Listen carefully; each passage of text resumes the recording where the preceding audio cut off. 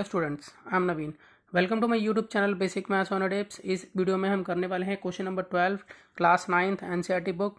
तो चलिए स्टार्ट करते हैं। देखिए क्वेश्चन नंबर 12 में हमें एक ABCD ट्रेपेजियम गिवन है। जैसे कि हम जानते हैं कि ट्रेपेजियम में एक साइड जो है साइड्स का एक पेयर पैरेलल होता है और एक नॉन पैरेलल होता है। जैसे कि यहाँ पर ABCD के पैरेलल है और ADBC के नॉन पैरेलल है। तो यहाँ पर ABCD एक ट्रेपेजियम है जिसमें ABCD पैरेलल है और AD और BC इक्वल भी है।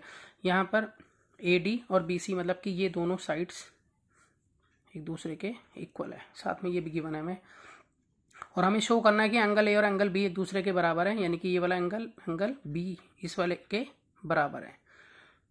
उसके अलावा C और D भी बताना है एक दूसरे के इक्वल है। फिर ट्राइंगल ABC और BAD और फिर डायगोनल AC और BD एक एक करके आएंगे हम इन पर। तो सबसे पहले मैंने यहाँ पर कंस्ट्रक्शन कर लिया है। मैंने C को यहाँ जो है E तक यहाँ ज्वाइन कर लिया है, ठीक है। इससे क्या हुआ कि मेरे पास यहाँ पर जो साइड्स हैं, जैसे कि जो ये वाली साइड है मेरी AD इसके पैरेलल हो गई है, ठीक है। अब हम क्वेश्चन की शुरुआत करते हैं। सबसे पहले कंस्ट्रक्शन करेंगे। तो हमने यहाँ पर AB को एक्सटेंड किया है और फिर एक्सटेंड करके लाइन ड्रॉ कर दिया है। साथ में C को E से मिलाया है और जो कि AD के पैरेलल बन जाती है। तो पहले मैं लिख लूँगा इसको जो मैंने कंस्ट्रक्शन किया। तो यहाँ पर मैंने किया एक्सटेंड किया है, extend AB and draw a line from C to E which is parallel to AD। तो मैंने यहाँ लिख लिया इसको कि मैंने यहाँ पर ये AD के पैरेलल है और C को E तक जो मिलाया मैंने, और यहाँ पर इसको आगे ड्रॉ कर दिया। अब देखिए इस तरह से अगर हम देखें, जब मैंने ये ADCE ये एक तरह से क्या हो गया, एक तरह का पैरेललोग्राम बन जाता है, ठीक है। तो मैं इसको लिख लेता हूँ कि नाउ अब क्या है, ADC और E is a parallelogram. ADCE जो है यहाँ पैरेललोग्राम बन गया। अब सबसे पहले हमें जैसे मालूम है कि AD जो है वो बराबर है BC के, AD BC के बराबर है। ये तो हमें क्वेश्चन में गिवन ही है, हम इसे लिख सकते हैं। फिर AD जो है वो इक्वल है CE के। AD CE के इक्वल क्यों है? कंस्ट्रक्शन के जरिए, ठीक है, बाय कंस्ट्रक्शन। देखिए यहाँ AD जो है वो CE के इक्वल होगी, क्योंकि जब हमने कहा है कि ADCE एक पैरेललोग्राम है, तो ADCE पैरेललोग्राम है तो अपोजिट साइड्स जो होती हैं पैरेललोग्राम की वो क्या होती हैं, इक्वल होती हैं। तो कंस्ट्रक्शन के जरिए हमने बनाया तो ये एक दूसरे के इक्वल रहेंगी। इसको मैं फर्स्ट मान लेता हूँ और इसको सेकंड मान लेता हूँ। तो अगर मैं देखूँ फ्रॉम फर्स्ट एंड सेकंड, अगर मैं फर्स्ट और सेकंड के बेस पर देखूँ तो दोनों के जो हैं हमारे जो लेफ्ट हैंड साइड है वो इक्वल हैं। तो इसके राइट हैंड साइड्स भी एक दूसरे के इक्वल होंगे, यहाँ यानी कि AD BC के बराबर है, AD CE के बराबर है।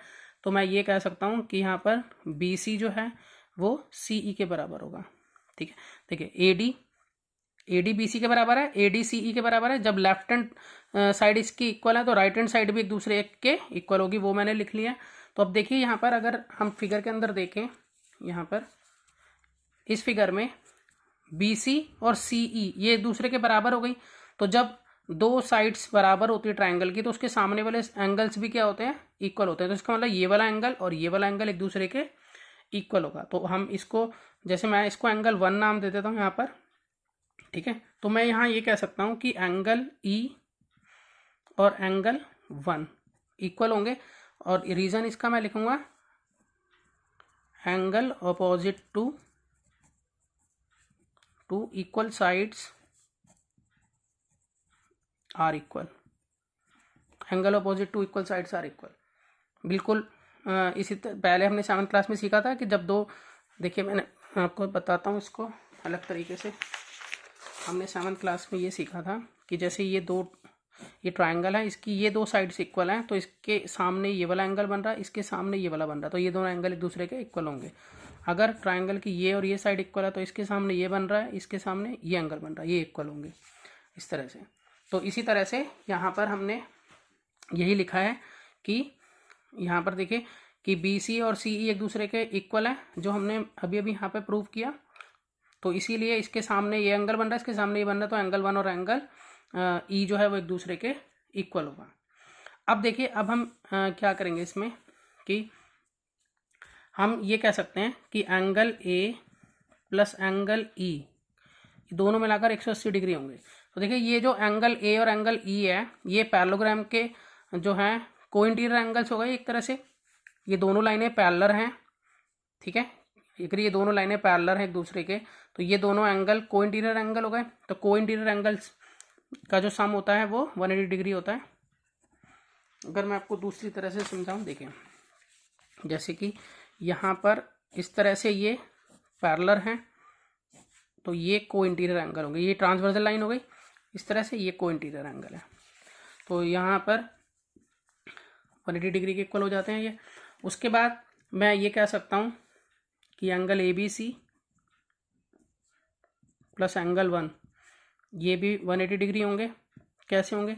देखिए, एंगल ए बी सी का मतलब क्या हो गया, ए बी सी मतलब ये वाला एंगल और एंगल 1, ये पूरा मिलाकर जो है वो क्या है, लीनियर पेयर है, तो इसलिए ये भी 180 डिग्री के बराबर होंगे। मैं इसको लिख लेता हूँ कि ये क्या है, लीनियर पेयर है, तो इसलिए 180 डिग्री होंगे। अब इसमें देखिए कि इसमें जो राइट हैंड साइड है वो इक्वल है, 180 180 है, तो इसकी लेफ्ट हैंड साइड भी एक दूसरे के इक्वल होंगी। तो हम यहाँ लिख सकते हैं कि angle A plus angle E is equal to angle A B C plus angle 1, ये एक दूसरे के इक्वल हो गए, ठीक है। तो अब इसमें से हम देखें तो इसको मैं रीराइट कर लेता हूँ, angle A plus angle E is equal to angle A B C. अब देखिए 1 जो है ना वो ई के इक्वल है, देखिए यहाँ पर 1 जो है वो ई के इक्वल है, तो मैं 1 की जगह पर एंगल ई लिख दूंगा। तो इस एंगल ई से ये एंगल ई कैंसिल हो जाता है, तो एंगल ए जो है वो एंगल ए बी सी के इक्वल हो जाता है यहाँ पर। अब तो एंगल ए का मतलब देखिए यहाँ पर, एंगल ए का मतलब हो गया यहाँ पर कि ये वाला एंगल, और ए बी सी का मतलब हो गया ये वाला एंगल। एंगल ए और एंगल बी एक दूसरे के क्या हो गए, इक्वल हो गए। यहाँ पर हमने साबित कर दिया angle A equal to angle B. ये हमारा फर्स्ट पार्ट जो है वो कंप्लीट हो जाता है, जिसमें हमसे ये पूछा था, ये देखिए यहाँ पर हमसे पूछा था कि एंगल ए और एंगल बी हमें इक्वल साबित करना है। तो इस तरह से मैंने एंगल ए और एंगल बी जो है इक्वल साबित कर दिया है। अब मुझे करना है एंगल सी और एंगल डी एक दूसरे के इक्वल। तो अब जो है सेकंड पार्ट करते हैं। देखिए, इसके सेकंड पार्ट में हमें प्रूव करना है एंगल सी और एंगल डी जो है वो एक दूसरे के इक्वल है, यानी कि ये सी एंगल और एंगल डी एक दूसरे के इक्वल है। तो सबसे पहले मैं ये लिख लेता हूँ इसके अंदर सेकंड पार्ट के लिए कि एंगल ए और एंगल डी जो है वो 180 डिग्री होगा। देखिए, एंगल ए और एंगल डी 180 डिग्री क्यों होगा, क्योंकि ए बी और सी डी पैरेलल लाइंस हैं अगर देखा जाए तो, और ए डी ट्रांसवर्सल है, तो ये दोनों एंगल जो हैं वो कोइंटीरियर एंगल होंगे, तो इसलिए ये दोनों मिलाकर जो है वो एंगल ए और एंगल डी दोनों मिलाकर 180 डिग्री के इक्वल होंगे। अब उसके बाद उसी तरह से ये दोनों लाइनें पैरेलल है, पहले ए डी ट्रांसवर्सल थी, अब बी सी ट्रांसवर्सल अगर होगी तो एंगल बी और एंगल सी भी मिलाकर 180 डिग्री के इक्वल होंगे। ये भी हमारे कोइंटीरियर एंगल है, तो एंगल बी और एंगल सी ये मिलाकर 180 डिग्री, क्योंकि ये कोइंटीरियर एंगल्स हैं।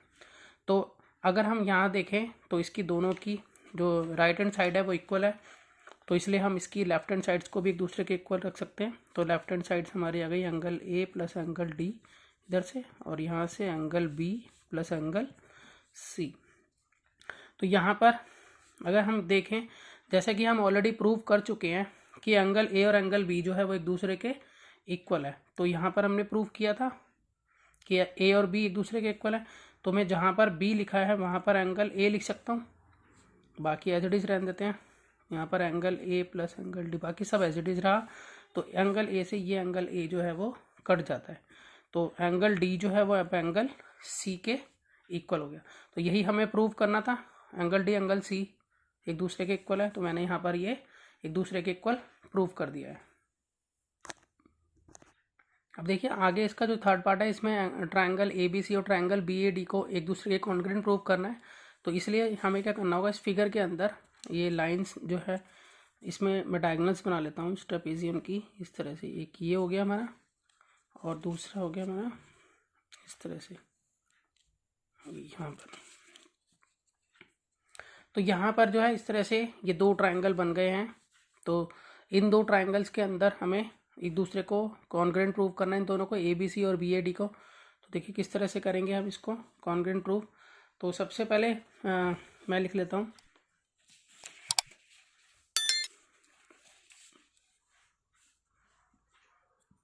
इन ट्राइंगल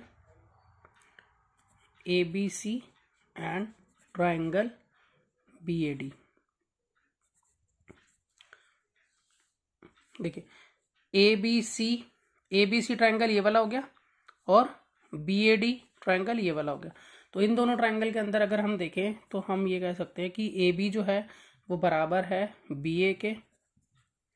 देखो AB BA एक ही बात है, ये हमारी आ गई कॉमन साइड्स हैं, ठीक है। उसके बाद मैं ये कह सकता हूँ कि एंगल B जो है वो एंगल A के बराबर है। ये मैं अबव प्रूव कर चुका हूँ अभी। फर्स्ट वाले पार्ट में मैंने एंगल A और एंगल B साबित किया था। देखिए यहाँ पर फर्स्ट पार्ट में एंगल A और एंगल B साबित किया था। तो यहाँ पर हम कह सकते हैं कि अबव प्रूव्ड है,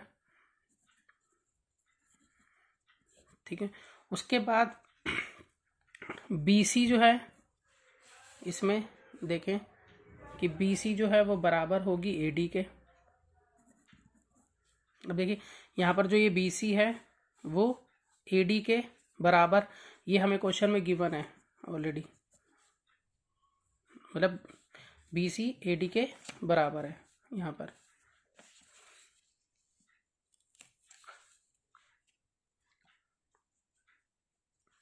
अब इन तीनों फैक्ट से हम ये कह सकते हैं कि ट्राइंगल ABC कॉन्ग्रुएंट है ट्राइंगल BAD के। और क्यों होगी ये? बाय साइड एंगल साइड से। तो यहाँ पर साइड थी, फिर एंगल था, फिर साइड थी। अब उसके बाद ये हमारा हो गया है, थर्ड पार्ट प्रूव हो गया है। उसके बाद देखिए फोर्थ में क्या पूछा है। फोर्थ पार्ट में हमें पूछा है कि डायगोनल AC डायगोनल BD के जो है इक्वल है। तो जैसा कि अभी हमने इन दोनों ट्राइंगल को कॉन्ग्रुएंट प्रूव कर दिया है, तो जब दो ट्राइंगल एक दूसरे के कॉन्ग्रुएंट प्रूव हो जाते हैं तो उसके जो बाकी जो पार्ट्स होते हैं और जो एंगल्स या साइड्स होती है वो भी एक दूसरे के इक्वल होती है CPCT से। तो हम इसके, ये हमारा थर्ड पार्ट था, तो इसके फोर्थ पार्ट में हम कह सकते हैं कि जो AC है वो बराबर है BD के, ठीक है, बाय CPCT। CPCT का मतलब corresponding part of congruent triangle. तो AC BD जो है वो CPCT से इक्वल एक दूसरे के हो जाती है। इस तरह से ये क्वेश्चन जो है वो सॉल्व हो जाता है पूरी तरह से। तो मिलते हैं नेक्स्ट वीडियो में और नए क्वेश्चंस लेकर। तो आप प्रैक्टिस करते रहिए मैथ्स की।